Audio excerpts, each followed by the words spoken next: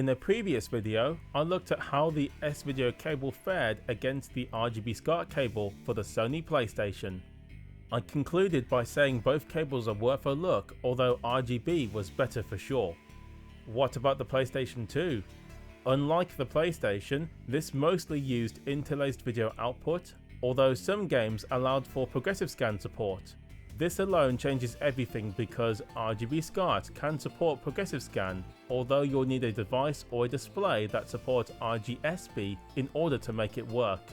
Let's find out and see how well the common cables fare for the PlayStation 2. Yes, that means we're comparing Composite, S-Video and RGB SCART cables to see how well they do. I will be using pass-through on all games on all upscalers no matter the video output. Time to get testing.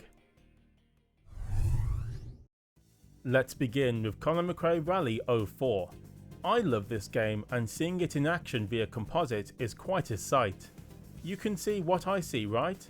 There's video noise by the HUD elements, the game is very blurry reducing details and the colours can look smeared at spots. Most people probably see this when they plug their Composite cable into their HDMI displays. Here's S-Video and the upgrade is immediate. The blurriness of Composite has been replaced with a much more clear and detailed picture and all of the smeared colours are now nice and tidy. Hard to believe this Sony official S-Video cable cost me £6 from eBay. What a difference. The RGB SCART cable is even more detailed and clear, but unlike the PlayStation, here the PlayStation 2 doesn't benefit as much with only minor improvements seen in this title. Still, worthwhile if you really want the best picture, but S-Video really is, well, super.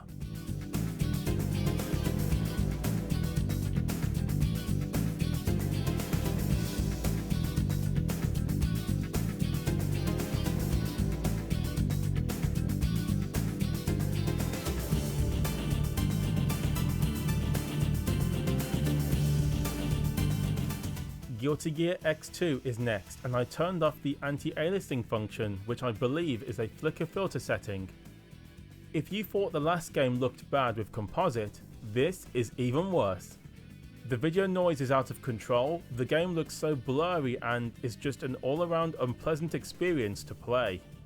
S-Video improves the image quality to an explosive degree. Hard to believe S-Video can make such a big change and most people never consider it. I hope this shows you why I champion S-Video for these older systems. RGB SCART is even sharper and this time the difference is more obvious, which is good to see. It proves the cable can scale further when used to its fullest potential. Overall, S-Video and RGB SCART are recommended for this game by a long mile.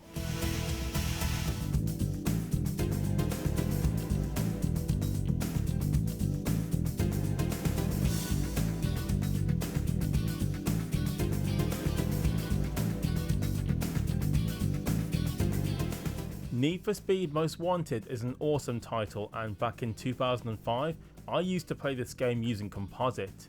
Using that same cable takes me back to when I was pretty good at beating everything in sight. Of course, once S-Video enters the picture, the quality difference is staggering. Hard to believe the cable can improve the gaming experience so much. Being able to see everything as clear as day helped me appreciate the game and its graphics more than ever. RGB SCART further improves the game, but only in a minor sense. Still worth it for the best picture output for the PlayStation 2.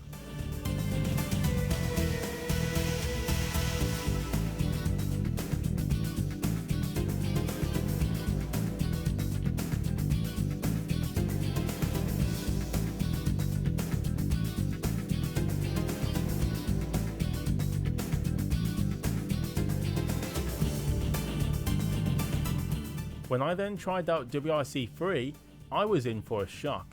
The composite quality in this game was the best I've seen so far.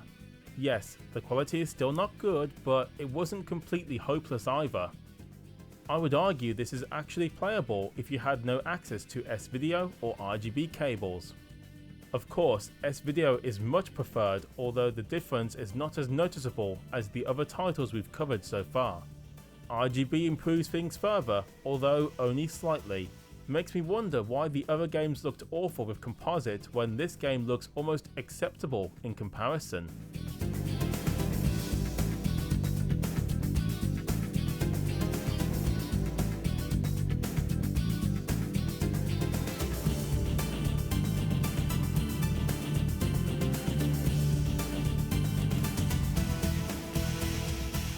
When trying Soulcalibur II, we can now use the 480p progressive scan mode when using the RGB SCART cable.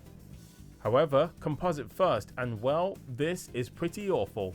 Video noise everywhere, very blurry picture quality along with smeary colours and HUD elements. Possibly the worst result yet. S-Video is a big improvement, and for many of you, this is an acceptable enough image to play the game. I would be happy to continue playing Soulcalibur II this way. Of course, RGB has 480p support, and this is a big improvement over S-Video. This is where S-Video can't claw back any victory as it does not support 480p.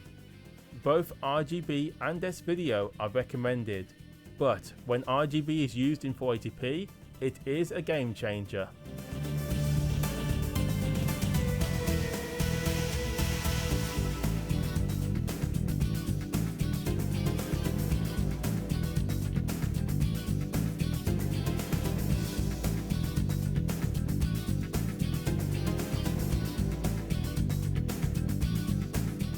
Black also supports 480p when using RGB. First, Composite, and yes, as expected, looks unimpressive and blurry. Not the worst result, but still not good. On a CRT display, this would have looked decent for most people as it was an upgrade over RF. S-Video does wonders yet again and cleans up the image tenfold. S-Video is the unsung champion in this test because of how cheap the cable is, along with it producing excellent image quality. RGB again wins because it supports the 480p progressive scan mode, which really elevates the image quality. While it is not a clean sweep, the difference is still notable, and progressive scan works so much better on our HDMI displays.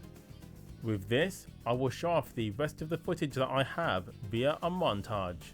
You folks will be able to see which cable is best in each game along with the resolution used. I will see you at the end.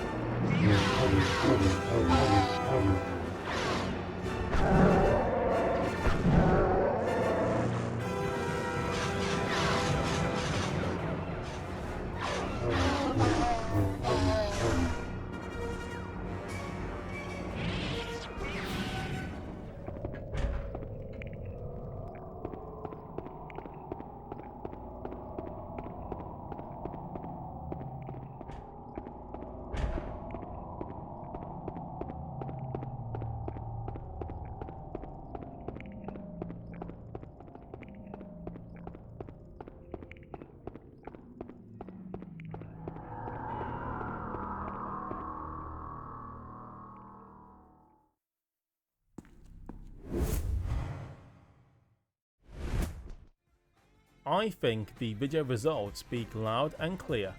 S-Video is a huge improvement over composite cables, and I strongly recommend looking at S-Video if you want a cheap way to improve image quality on supported retro systems. RGB SCART is amazing, and I love how cheap it is to get great SCART cables these days. Yes, the price is more than S-Video, but the image improvement along with 480p support for the PlayStation 2 means you can get the best out of the console. Composite is still acceptable if you plan on using a CRT display to play these games, and I know many people watching this video will strongly suggest this idea. However, in 2024, HDMI displays are the norm, and using composite will only disappoint you. S-Video and above are my choices, and believe me, the results are worth it. What do you folks think of the cables used and their video quality results?